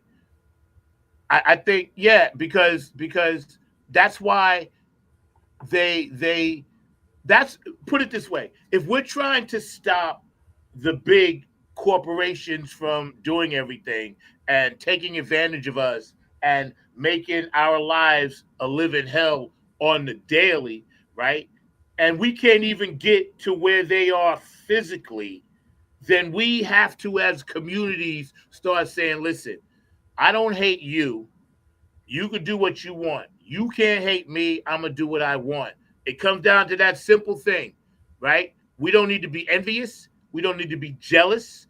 We don't need to hate. Now, if somebody's doing something that we know is obviously wrong, you got to deal with that. Somebody trying to hurt you, you got to deal with that. So there are different things that you will have to deal with in this society, because unfortunately, there are a lot of bad people out there, But when the dude starts talking about the record industry and prisons being linked together, right? It's like, how do we get everybody on that page? Because a lot of people don't even know that. I talk to people a lot of times. I was like, are you aware that so-and-so owns prisons? And they're like, no, I never knew that. Everybody thinks that prisons are either federally or state run. That's not true. They're private. Yeah, they're private. They're private prisons, and it's a big industry. Then they definitely, more and more people are recognizing that from what I've been seeing. But that's also the school to prison pipeline, which is part of what he was talking about. Because there's also an effort to get our school kids to fill up those prisons, because that's how they make their money and everything. So, and a lot of times, unfortunately, I hear what you're saying, Zach, but unfortunately, a lot of it is also racially based, because they do try to make it that it's easier for our people to get into prison than for some of the other societies to get into prison. So they also do that divide and conquer thing as well. Yeah, you know what's funny too? It's like, because now they and this ties back to how, if I want to put out a song and my song is good enough to be a good song, and it's not about the BS and the this, the that, and the third, right? Then it's like, you got to literally break your neck and destroy everything inside of you just to try to scratch and claw to get something out that you know is going to help society, because you know there's another part of society that doesn't want that. Yeah. You know what I mean? And really, music has always been everybody's go-to. No matter what country you in, where you live at, what religion you believe in, no matter what it is. But when they realized how they could control it after they saw Woodstock, because that's when it started, believe it or not. After Woodstock, they said we can never again have that many people all for the same cause in one spot. Did you ever watch Cadillac Records? No, it started before then. Cadillac Records, they were doing this kind of stuff with the music industry back with my blues folks. That's basically what Cadillac Records was. So that was back in the 30s. No, I'm not. I agree with that. I'm not talking about the racist part. What I'm saying is when they saw how the masses had a voice, that's what I'm talking about. Because, you know, people were putting out independent records, Motown and this, that, Cadillac. Yeah, they were small. But when the government saw 250,000, whatever it was, kids at Woodstock, and they were all protesting the very same thing, right? They said, that's too powerful for us. That's why you notice there was never going to be another Woodstock. Right. Never going to be another Woodstock. See, because I was 11. I wanted to go. My father would let me go. I didn't know what it was about. I just knew that Hendrix was going to be there and Sly was going to be there. That's all I cared about, right? And it's like when they started making artists make music that was detrimental to gatherings like that, then that's when they said, well, what can we find that's easy, accessible, and the people will buy it really quickly, like crack.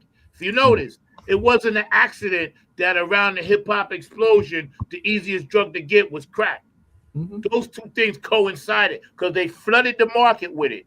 So you have people getting high off this drug you could buy for $5, and then they keep you coming back for that. You got this music pumping that everybody's digging, but they making millions and killing each other for it, right? And then you got people caught in the middle that just want to hear good music, that don't really do the drugs, and then just want to live in the neighborhood. They got engulfed. I seen it in Bayshore where I lived at, Amityville. I seen it, Brentwood, Long Island, Central Islip, Westbury, Hempstead, many places on Long Island that I personally live. Central Islip, I seen the urban decay because of that one drug. And I'm telling you, we're at that point now. We're right there now, because what happens is, okay, we fast forward, it's 2025. All right, the drug thing, they already got everybody with that, right? They don't care if there's casualties on both sides or whatever. They don't really care, right? Now it's about, we got way too many people on the planet. Right. So how do we get people off? No, but that's been there for a while. One of the things even my dad talks about, and he talked about it when he was an activist in the 60s, and I saw him get mad at a ex-girlfriend one time, and one of my ex-girlfriends, is this whole notion of multinational corporations. And multinational corporations have been destroying the world for decades, if not centuries, and everything like that, because that's the ones that pretty much were running the slave trade and also running a lot of the racism in our society. So, like I said, you can look it up, the word multinational corporations, but they were big in the 60s and 70s, and they're still big now. And they do a lot of the destruction of our society. And the prison industry, that you're talking about, the for-profit prison industry, is an example of those multinational corporations.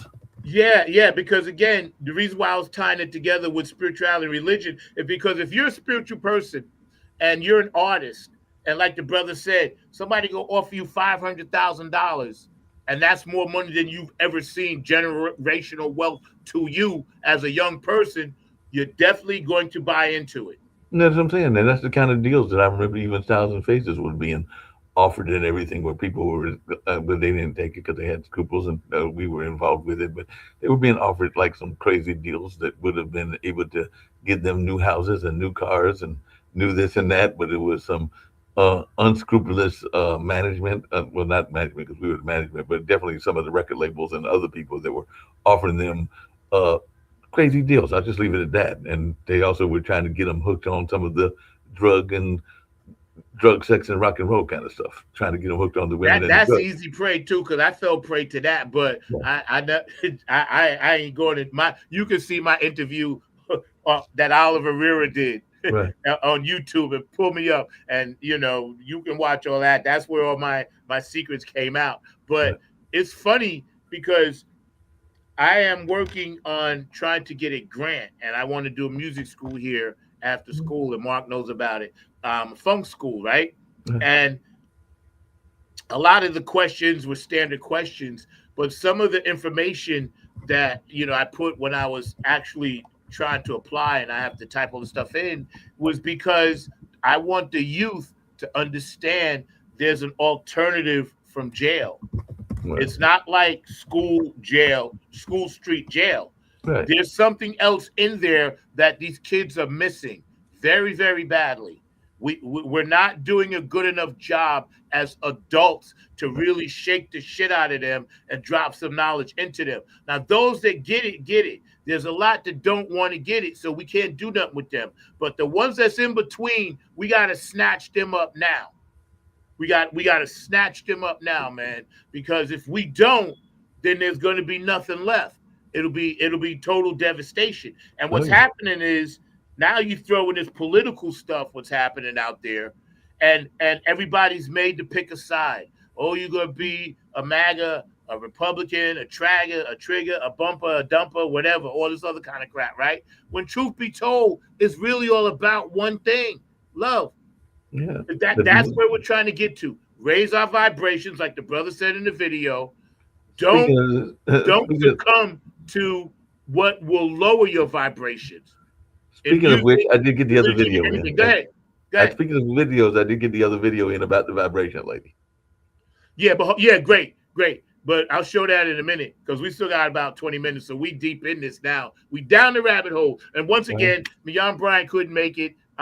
She apologized for that, but she'll be back. And you can follow her music at Miyan Bryant on Facebook. And she'll be back in a couple of weeks, and we wish her well. I love you. I tell you all the time, if I was in Detroit, I'd marry you.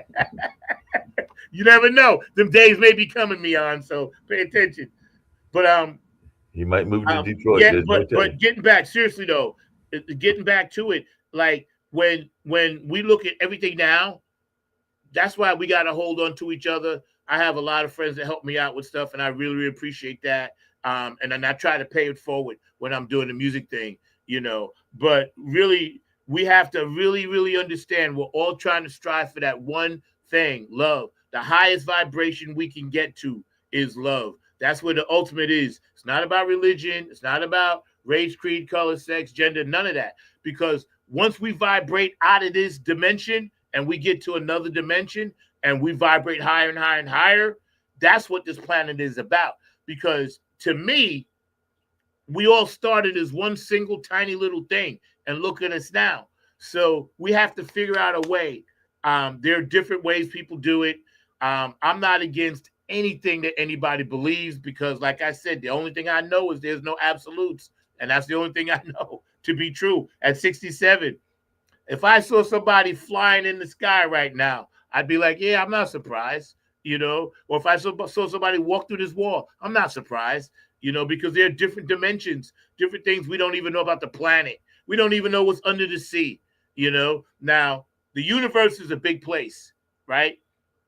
Other entities have crossed over and we've seen them. There's documentation, stuff on every pyramid around the world about what they saw. We don't have to debate whether or not those things exist. That's up to a person looking at it and what you believe. I personally believe that they exist. I believe in the mothership. I know all about it. And it's not just the music. It's the other stuff that's involved. I've seen it myself. So I'm not, just going to brag about it, but I've seen a lot of stuff. And I'm talking like people say UFOs, flying objects, whatever. I'm talking about that kind of stuff. I've seen ghosts. I've seen demons. I've seen all kinds of creatures and, shapeshifters, because I can see that kind of stuff. Clairvoyancy allows me to sometimes tap into stuff through dreams and other things, and so I kind of like understand why so many people hold on to the good book and cling to it because it makes a lot of sense. You know, I have my father's cross tattooed right there on my arm. I carry it because he was a minister, and I understand what he was trying to teach me. You know, it might not have been all through the Bible, but he taught me enough to understand about the one, the power of the one. It's the ultimate one, the ultimate light. That's what we're trying to get to. That's why if you got good inside of you, utilize that. I lost, you know, this narcissistic person that was in my life last year that was draining me of stuff, and I'm so happy for that. And the universe moved me away from it so I could actually proceed and do what I'm sent down here to do. So if you have narcissistic people around you, if you have evil people around you, if you have people around you that you know are vibrating very, very low, you need to 86 them immediately, because I'm telling you right now, their whole job is to make your life less than what it should be in a vibrational, spiritual kind of way. Not physically, but in a spiritual kind of way. That's what that brother was talking about, because the record company that he was dealing with and the people that was on top with the prisons, there's nothing spiritual about that. There is nothing spiritual about forcing a whole group of people to change, to that want to make music now, something good, but they can't put out what they want if they want to get paid. See, and it shouldn't be that way. That's why go independent, stay independent, be independent, do small shows like this, do your own shows, do your own music, do that, because you're fulfilling what the musical thing is all about. You know, we can never be back in the day where Hendrix could just play for, you know, do what he wanted and make his music heard around the world, because now everything is like, oh, well, you got to pay this guy this, you got to pay this guy that. Well, if you want a video, you got to pay this much. And if you want it to go up the charts and you want to buy numbers, I'll sell you like, you know, 2, 3, 4, 30, 40, 50,000, 100 numbers, right? And you can pay for that, you know? So if you're paying for something, that to me is like false. You know, if you earn it the old school way, you may not get as much, but it's real. And you're not beholden to anybody. Like for my music and my brand, I am not beholden to anyone whatsoever. All these people back here on the wall with their artistic stuff and their brand, you know, the Georges and the Curtis Wilcox and the Patricia Dior's of the world, they're not beholden to anybody. You know, Cindy K. Lane and her, what she does out there with her music and what she does, not beholden to anybody. You know, Lisa Love, not beholden to anybody. Everybody that comes on this show, independent artists, they're not beholden. Even Bootsy Collins, he's not beholden to anybody. Because see, people that get it, get it. You know, it's about the spiritual side of what we're dealing with here. And it saddened me when I saw that report. Even the guy talking about it at the end, where he was saying, you know, he worked for the label, the white brother that was on, you know, and he's trying to hit people to the game, because the game has always been rigged and always will be rigged, right? But there's good that can come out of it, because, you know, you could have like, you know, 1,000 things that are bad, and that one thing that's good will find its way to the top where it needs to be, you know. I'm getting ready to put out something soon, and I'm hoping people dig the message that's in the video I'm going to do. We're going to drop a little snippet, you know, December 25th, about like 30, 40 seconds of it. But it comes out January 9th, you know, Grid Go Down. So, you know, the video is one of the better things that I think I've done in a while. And it speaks to what we're dealing with now. So when that drops, y'all better pay attention to it, because it's coming hard. I know a few of y'all have saw it. I know Cindy saw it. So thank you, Cindy. And you and your husband saw it, so thank you. So that's cool. But, you know, I appreciate the fact that you guys hang with me every Saturday, you know, and we get a chance to, you know, do different things. And once again, Miyan apologizes. She will be back with us. She just couldn't be here today. Mark, I was getting ready to run a few shout outs, so hang tight, stay there, because we're going to come back, and I want to hear what you have to say. No problem. Hey, this is Keith Jackson with P-Funk Radio, inviting you to check out my brother Zach Robinson with Funk from the Front Seat. Saturdays, 12 noon on the East Coast and 9 a.m. on the West Coast. It all happens on 9 on the Grind TV and also on YouTube.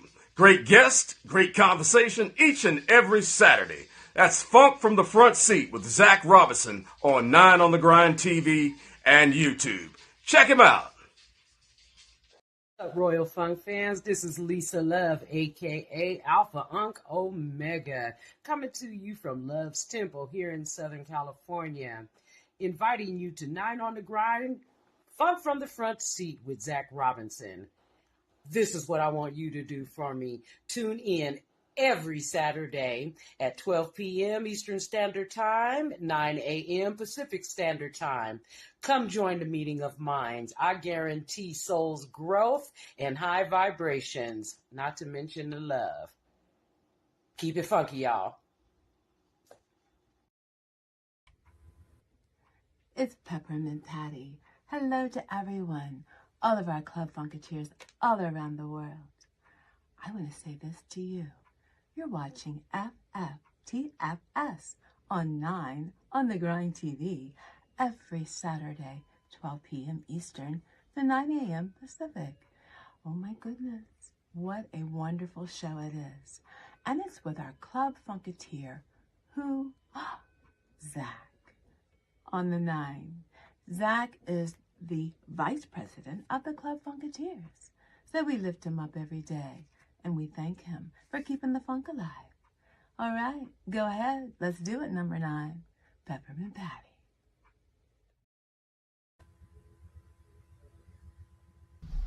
Hey fam, what's really good? What's really good? My name is Jeff Roberson from the gospel group called Jeff Roberson and New Life. And I'm coming to you from the town that we had to name it twice. It's so nice. New York, New York. And I'm bringing you some news about my brother from another mother, Brother Zach, who's bringing you his hot new show called Funk from the Front Seat. Listen, he's bringing you funk from the vault, from the past, from the present, and into the future. He's got that music that makes the hair on the back of your neck rise up.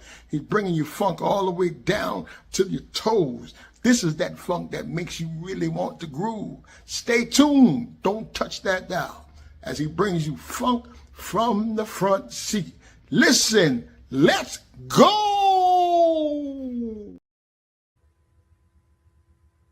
That's my dog, Jeff. Love Jeff.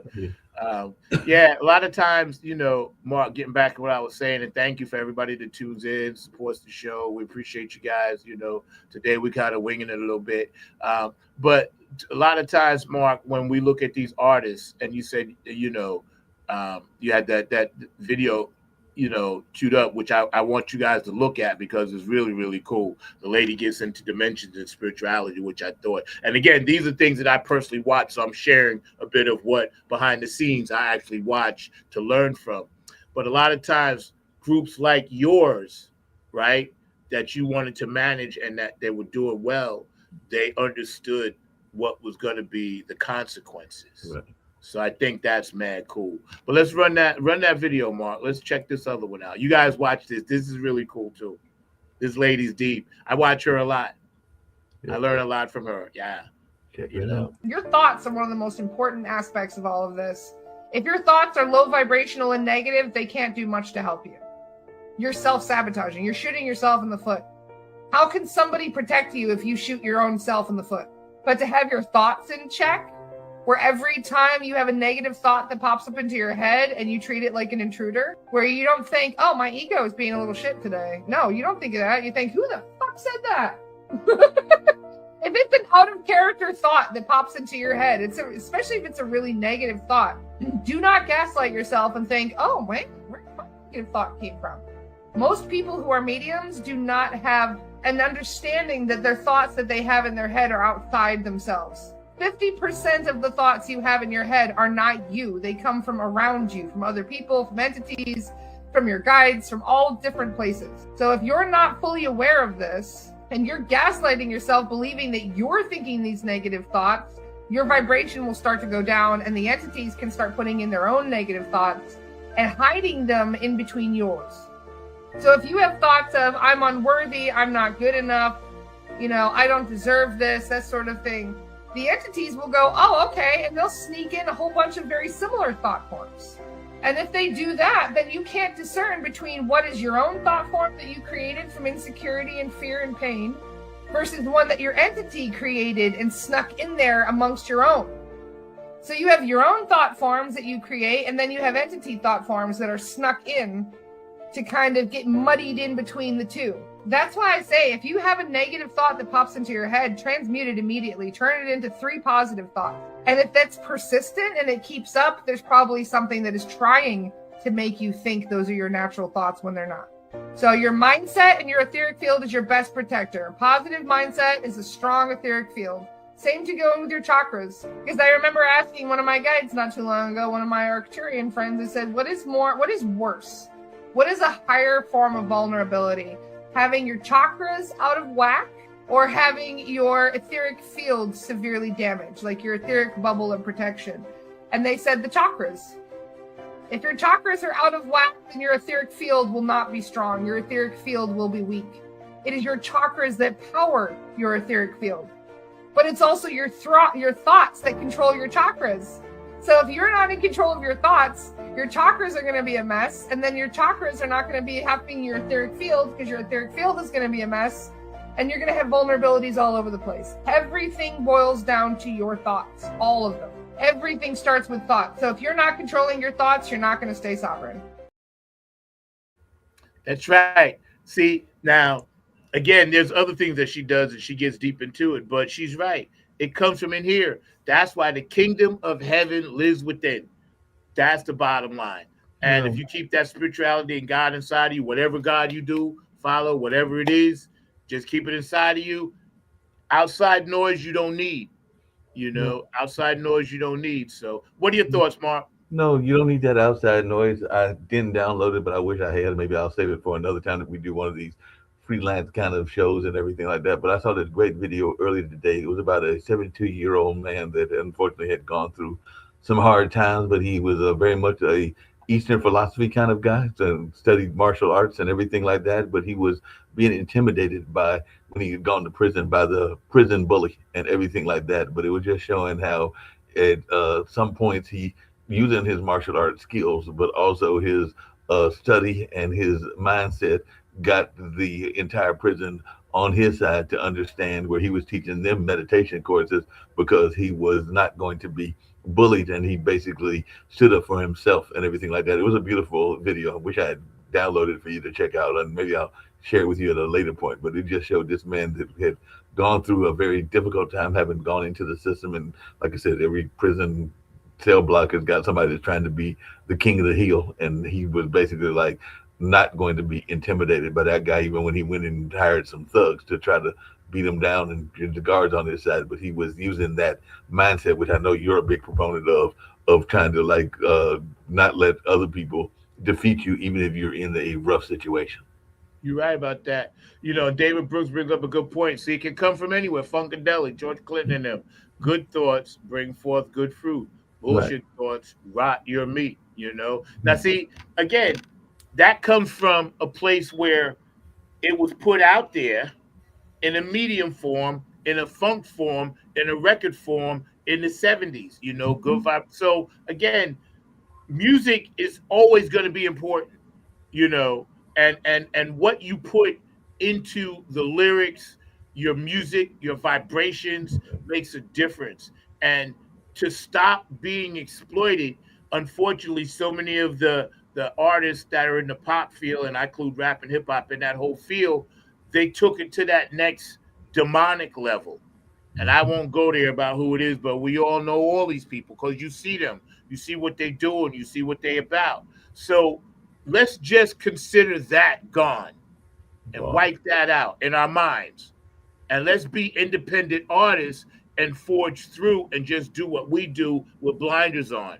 Meanwhile, we're looking at everything around us, but at the same time, keep your blinders on. Don't worry about all of that other stuff, because that's all the distraction that the darkness wants, you know. And everybody has their own idea of what the darkness is and what the light is. I have my personal one. But, you know, it's all about the same thing. And I guess, you know, we could sum this short by saying, let's just get to the one, get to the power of the one. Let's just get there. We all trying to get there. Let's just vibrate up higher. Feel good about when you leave. Say good thoughts about yourself. Think good thoughts about people.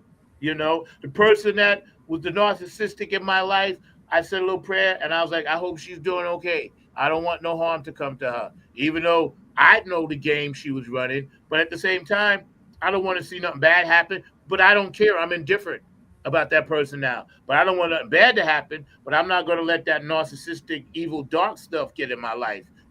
So if we kind of think about it in those terms, we don't have to hate on people, but you don't have to deal with their nonsense either. That's true. And record companies and labels that want to control you and things like that when it comes to your art or paintings or whatever it is, spoken word, whatever. Be wary of that. Just beware. Just you don't have to always like jump head on into something because it looks good. Sometimes it's better to hold your own stuff Yeah, until you're sometimes ready you to got to move. hold on to your own stuff, and sometimes you got to be aware of, and there's a term that friends of mine have used of the culture vultures out there, because there are people, Oh including some God, in yes. management, that are culture vultures, and you got to be sure Energy to vamps. stay away from them and the cultural vampires and everything like that. So they are Energy a vamps. real danger, and you got to watch out for them as well. Yep. Energy vamps, man. Yep. They're all around. I see that. You deal with them all the time. Yep. You know, I can't say speak for everybody, but I just know when I'm around energy vamps, they have a certain smell. Hmm. And I'm like, okay, I gotta get away from this person. They get ready to drain me. Yep. Any last words, sir, before we get out of here? No, this has been a great show. I know we were expecting our lady to be here, and I know that's the person that you're very much enthralled by and everything, but so am I. So we'll get her maybe in 2 weeks, because I know next week you've got to deal with some family situations. I know that Yeah. actually, speaking of that, I do want to hope. I know that right now mom is saying goodbye to a longtime friend of hers that was our family dentist. So prayers go out to the family of B.G. Henderson and all along those lines, because he was a person that was there in my hometown that I grew up at in Warrenton. But he was a avid horseman and a good gentleman altogether. But he had been older gentleman, so he's lived a good life and everything like that. I think he was maybe mid 80s, if I remember what mom told me and everything like that. But just want to say shout out to BG and his family. They had to wait for the daughter to come from California. The other daughter is a dentist that has practices both here in the Triangle as well as I think it's the Triangle, as well as up Sorry in to the hear that. Warren County area. But I know that that's where mom's at this evening, is at that particular service. So definitely prayers out to those that remembered B.T. Henderson. And even though he's gone, as we oftentimes say, his legacy will live on, and people will be thinking about him and remembering all the great things that he did, both in the medical field as well as just being a community person. Yeah. David Brooks is giving a scripture, which is dope. The thoughts and plans I have for you are of peace and not of evil, to give you an expected end. Interpretation of Jeremiah 29-11. See, there are so many things that people can pull from there and share with others that make us feel good about ourselves. And you don't have to be in any type of religion to understand good and evil. And again, a lot of stuff in there, personal people like myself may or may not subscribe to it. That's irrelevant. I do absorb it and embrace it and make it part of my thought process, because I appreciate anything that's good. And I want to try to stay as far away from evil as possible. You know what I mean? I think that stuff is, you know, very much important as a guideline for us, as something that, we can kind of get up every morning and everybody can kind of like, me, I meditate. That's how I get my day started. Mhm. And You know, meditation can take different forms. Sometimes we'll grab, and I've talked to you about it before, and I've been doing it more lately, but I'll sometimes go out and enjoy Mother Nature, or grab a copy of Merlin, which is the bird app and everything like that, and hear the different birds, and that can be my form of meditation. right. Yeah, exactly. So, I listen to Cindy's song sometime in the morning, especially the one she sent me, the very, very first one. I listen to those songs all the time. I'll let you know, Cindy. I do. I listen to that song, man. I love it. It gets me going. It's got a little pop feel to it, and it kind of makes me feel good inside. But we get ready to say goodbye. We're going to chop these up into shorts. Again, we apologize. Miyan couldn't be with us today, but we ended up filling 2 hours anyway. Thank you all for your comments. Appreciate that. Everything that you guys do out there supporting the show. Funk from the front seat, not on the grind TV. And we're going to get out of here with something. Let me see, something special. Let me see what I can pull up that I actually feel will put a cap on today, you know. Let me see here. Not that, not that, not that, not that, not that, not that. Trying to find something really, really. Oh, I hear something. Yeah. Just so you guys know, don't sleep on the revolution, all right? Don't sleep on that. I'm looking for my Gil Scott Heron. Here we go. All right. Check this out. I'll see y'all in 2 weeks. Namaste.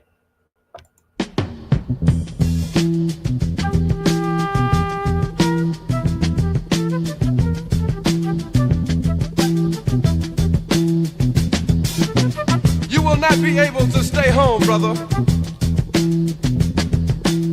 You will not be able to plug in, turn on, and cop out. You will not be able to lose yourself on Skag and skip out for beer during commercials because the revolution will not be televised.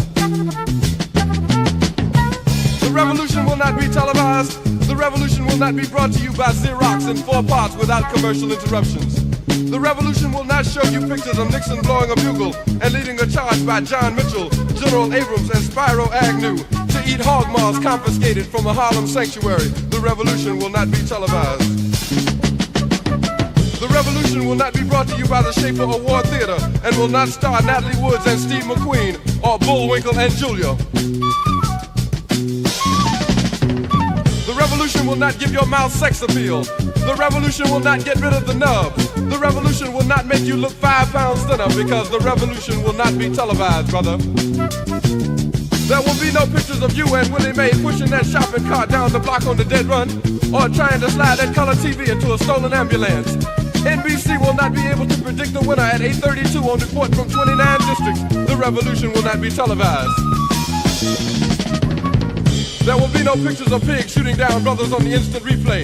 There will be no pictures of pigs shooting down brothers on the instant replay. There will be no pictures of Whitney Young being run out of Harlem on a rail with a brand new process. There will be no slow motion or still lights of Roy Wilkins strolling through Watts in a red, black, and green liberation jumpsuit that he has been saving for just the proper occasion. Green Acres, Beverly Hillbillies, and Hooterville Junction will no longer be so damn relevant, and women will not care if Dick finally got down with Jane on Search for Tomorrow, because black people will be in the street looking for a brighter day. The revolution will not be televised. There will be no highlights on the 11 o'clock news and no pictures of Harry armed women liberationists and Jackie Onassis blowing her nose. The theme song will not be written by Jim Webb or Francis Scott Keys, nor sung by Glenn Campbell, Tom Jones, Johnny Cash, Engelbert Humperdinck, or The Rare Earth. The revolution will not be televised. The revolution will not be right back after a message about a white tornado, white lightning, or white people. You will not have to worry about a dove in your bedroom, the tiger in your tank, or the giant in your toilet bowl. The revolution will not go better with Coke. The revolution will not fight germs that may cause bad breath. The revolution will put you in the driver's seat. The revolution will not be televised, will not be televised, will not be televised, will not be televised. The revolution will be no rerun, brothers. The revolution will be live.